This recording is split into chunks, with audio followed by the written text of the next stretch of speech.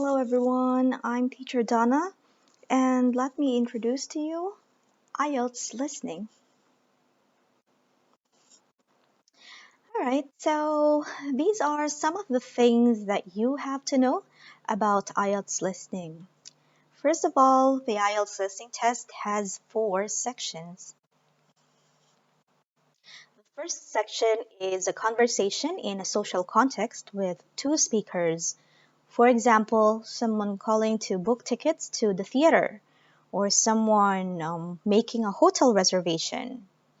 Another example will be someone who's inquiring about vacation packages. Section 2 is a talk or speech in a social context with 1 speaker. An example of this is a welcome talk for new college students. Section 3 is a conversation in an educational context with 2 to 4 speakers.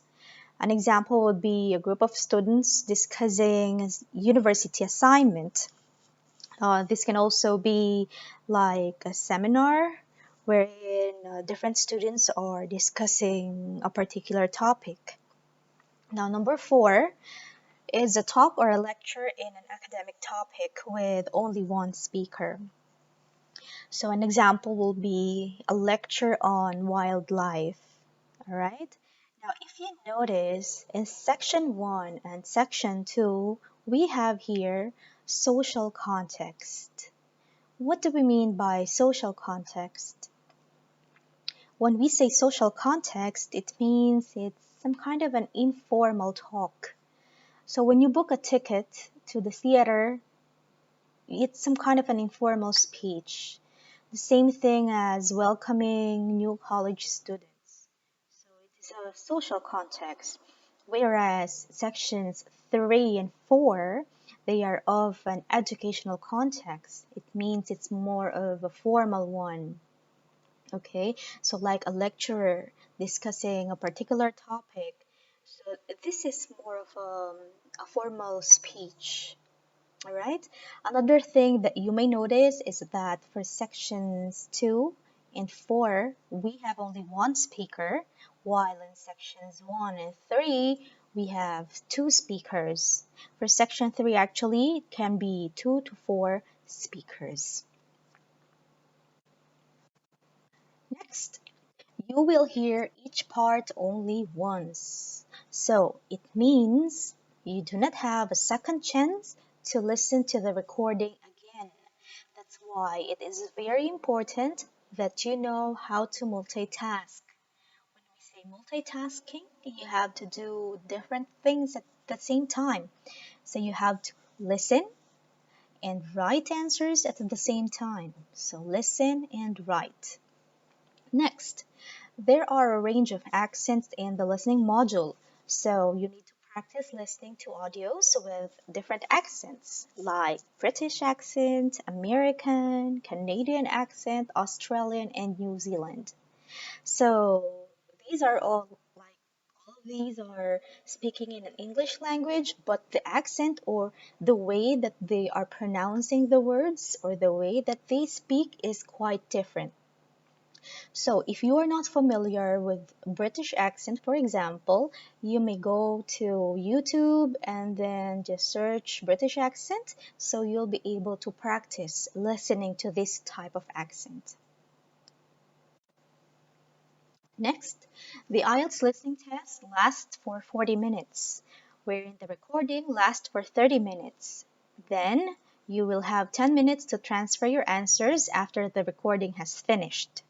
So it means the whole test is actually 40 minutes. So in this 40 minutes, 30 minutes of this is when you were actually hearing the recording and writing down your answers, while the 10 minutes would be for you to copy your answers from your question paper to the answer sheet. Next, 1 mark is awarded for each correct answer. If your answer is incorrect, you will lose mark, but will not be penalized for the mistake. So it is recommended to answer all of the questions even if you are not sure. So if your answer is right, it's right, you get the mark. If your answer is wrong, Even if you miss only one letter, then it is wrong. It means you don't get any marks at all. You don't get any half marks. There's no half mark in IELTS listening. It's just right or wrong. So, for example, the time is running out, it's almost over, you were not able to answer some of the questions, just try to guess. All right? Try to do an intelligent guess. Later, I will teach you how to do this intelligent guessing. Next. Spelling is important. You will lose mark if your answer is not spelled right. So, for example, the answer is module. Module is spelled as Module, but you wrote Modul only, no E. Is it right or wrong?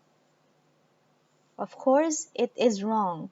Even if only one letter is missing, you will not get any marks because spelling is very important. Another example, if the answer is module, okay? Instead of M, you wrote N. Is it right? No. This will also be marked wrong.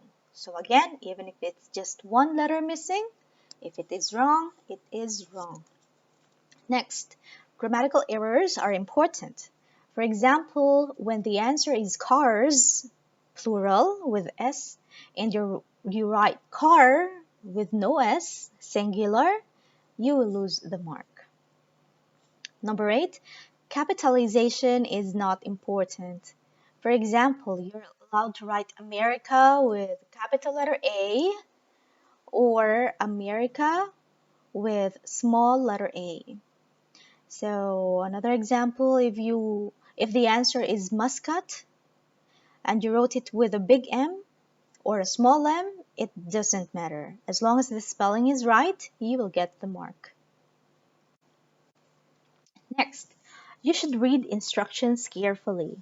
In some questions, there's a word limit for the number of words you can write. Example, the instruction says write 1 or 2 words only. If you write 3 words, will it be right or wrong? It's wrong. Example, the instruction is write 1 or 2 words only. And the answer is listening module. Okay? But you wrote the listening module.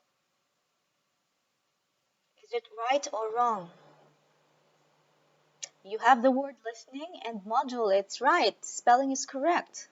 But because you put the listening module with 3 words and the instruction says 1 or 2 words only, you will lose the mark. Is it clear? Now, there are different task types that you may encounter in each section.